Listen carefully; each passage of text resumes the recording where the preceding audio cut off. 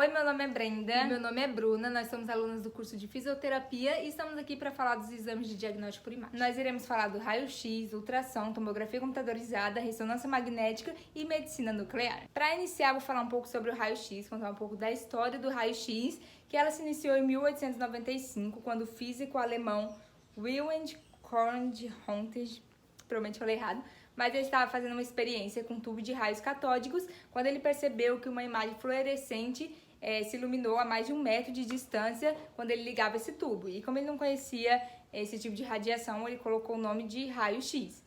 Ele também percebeu que esse raio ele podia penetrar em vários materiais, como madeira, borracha, papel, entre outros. Foi quando ele fez a experiência de colocar essa radiação sobre a mão da sua esposa, Berta, e essa radiação ficou ali por 15 minutos e do outro lado ele colocou uma chapa fotográfica. E aí depois de revelar essa imagem, ele percebeu o contorno dos ossos da mão de sua esposa.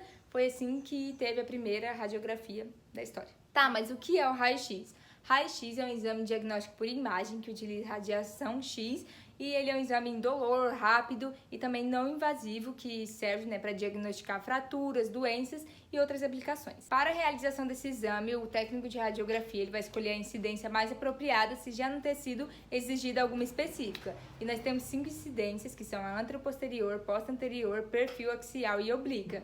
Enfim, para a realização desse exame, o aparelho ele vai emitir um feixe de elétrons que vai atravessar o corpo produzindo a imagem. Em relação à densidade radiográfica, nós temos 5 que estão ligadas ao grau de enegrecimento da imagem. Tem a densidade de metal, que vai aparecer bem branco na imagem. Tem a de cálcio, que vai aparecer branco. Tem a de líquido, que vai aparecer um branco acinzentado. A de gordura, que vai aparecer cinza. E de gás, que vai aparecer na imagem bem preto. O raio-x ele pode ser realizado em diversas regiões do corpo, como tórax, abdômen, coluna, ombro, joelho, pelve. E como eu já falei anteriormente, ele serve para você analisar alterações ósseas, como vai aparecer aqui alguns exemplos, onde no primeiro está mostrando uma luxação de ombro, no segundo é a fratura no colo do fêmur e no terceiro uma escoliose. E também tem alterações pulmonares, que é vista com um raio-x de tórax, onde temos 2 exemplos, que um está mostrando o derrame pleural e no outro o pneumotórax. Para finalizar falando sobre o raio-x, vou falar do raio-x com contraste panorâmico e escanometria. O panorâmico ele é realizado para você conseguir observar com maior precisão a região que precisa de imagem. Já a escanometria vai ter medidas no corpo do paciente, podendo assim você observar, por exemplo, alterações no tamanho dos membros do paciente. E com contraste é o raio-x tradicional, porém o paciente ele vai tomar uma medicação antes do exame, podendo assim você observar melhor alguma região que você quer analisar. Agora eu vou falar do ultrassom, iniciar falando da história também, que se iniciou pelos médicos Douglas Horry e Dorothy Horry, que são considerados pioneiros da ultrassonografia diagnosticada. Em 1957 eles desenvolveram o exame, em que o paciente precisava entrar dentro da banheira de água, só que não era um exame muito prático e também produzia imagens de baixa qualidade. Mas um tempo depois eles desenvolveram a técnica que é utilizada até hoje, onde utiliza o gel, uma pequena quantidade de gel, na superfície de contato entre a pele e o transdutor. Tá, então o que é ultrassom e como ele funciona?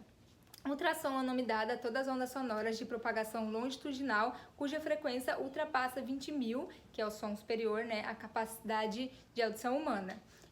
Esse exame ele utiliza um transdutor e um gel condutor especial que é espalhado sobre a pele, e o transdutor ele que é responsável para emitir essas ondas de alta frequência que vai colher os ecos, mandar para o computador e produzir a imagem. O ultrassom ele é capaz de diagnosticar uma variedade de condições e também analisar sintomas como dores, inchaços, infecções. E esse exame, ele tem diversas vantagens, como não é invasivo, é indolor, tem um baixo custo, mas a principal vantagem em relação aos outros é que ele produz imagem em tempo real. Tem as densidades também, que são 3, que é a densidade hiperecoico, hipoecoico e anecoico. O hiperecoico é dos tecidos sólidos, como o osso, que vai aparecer branco. O hipoecoico são dos tecidos moles, como por exemplo a pele, que vai aparecer cinza, e o anecoico são dos fluidos, que vai aparecer preto, como por exemplo o sangue. Agora sobre a tomografia computadorizada. Em 1972 foi criada a primeira máquina de tomografia computadorizada pelos físicos Alan Cormack e Godfrey Newport Oxfield. A tomografia computadorizada é um exame de diagnóstico por imagem que utiliza raio-x E uma das suas desvantagens, né, é porque ele tem uma radiação maior do que a radiografia tradicional, mas ele proporciona estudo nas secções transversais do corpo e proporciona imagens nos cortes anatômicos dos planos axial, coronal e sagital. A tomografia computadorizada trabalha com tubos de raio-x de alta potência que se movem em torno do paciente, emitindo feixes de radiação em ângulos precisos, e aí as informações vão para o computador e aí gera a imagem. É um exame indicado para a hipótese de doenças como tuberculose, pneumonia, tumores, problemas nos vasos sanguíneos e também para avaliar crises de asmas e analisar sintomas. Agora eu vou falar da unidade de Hoxfield, que é em relação à densidade. Bom, nós podemos chamar de hipodenso tudo aquilo que aparecer preto, ou seja, menos 1000, né, como por exemplo o ar. E de hiperdenso tudo aquilo que aparecer branco, ou seja, mais 1000, né, como por exemplo os ossos. E de isodenso, aquilo que aparece cinza, que está lá no zero, como por exemplo a água. Para a visualização mais detalhada dos vasos sanguíneos, é utilizado o contraste à base de iodo na realização desses exames. Nesse exemplo aqui, onde tem o hematoma intraparaquimatoso, nós podemos observar que a hemorragia está do lado direito, então a hiperdensidade está localizada no lobo parietal direito. Em relação aos hematomas dos espaços meníngeos, nós temos o hematoma subdural, o epidural e a hemorragia subaracnoide. E para finalizar, falando da tomografia, eu vou falar da tomografia computadorizada da coluna vertebral. Nós temos 3 tipos de hérnia de disco: a protusa, onde tem a perda do formato original do disco, já que sua base ela fica com mais volume, mais larga, podendo atingir áreas de grande sensibilidade nervosa. Também tem a extrusa, onde a parte externa do ânulus começa a se romper, e a sequestrada, onde já tem um rompimento ali fibroso e o extravasamento do núcleo. Nesse exemplo, nós podemos observar, né, entre a L4 e a L5, L5S1, que tem a extrusa sequestrada e também os discos estão desidratados. Agora eu vou falar da ressonância magnética, é um exame de diagnóstico por imagem que não utiliza radiação e permite uma imagem detalhada e também tridimensional de forma não invasiva. Esse exame ele utiliza ondas de rádio e campos magnéticos para produzir imagens de acordo com os níveis teciduais de prótons. E a ressonância magnética ela tem um importante papel na hora de detectar, diagnosticar e até monitorar o tratamento de algumas doenças. E a ressonância magnética ela é atribuída a 2 cientistas, que é Felix Bloch e Edward Purcell, que eles descobriram a ressonância magnética em 1946. As imagens desse exame podem ser ponderada em T1, ponderada em T2 ou em dP, densidade ponderada por prótons. Como, por exemplo, a gordura na densidade ponderada em T1 vai aparecer brilhante, já em T2 ela aparece escura. Já ao contrário, né, da água, em T1 ela vai aparecer escura e em T2 a água aparece brilhante. Agora vai aparecer um exemplo aqui, onde mostra uma imagem ponderada em T2, então os discos intervertebrais deveriam estar claros, né, brancos.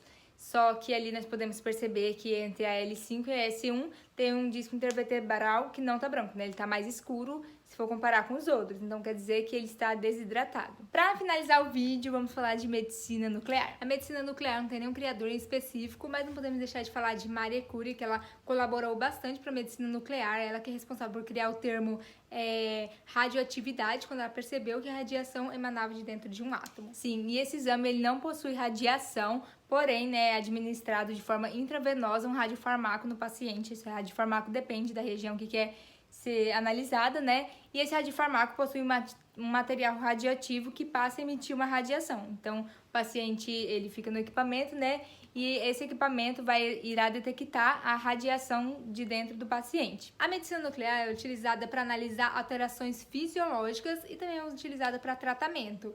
Existem 3 densidades na medicina nuclear, que é a hiperatividade, que são as regiões que vão aparecer mais quentes, hipoatividade e sem atividade.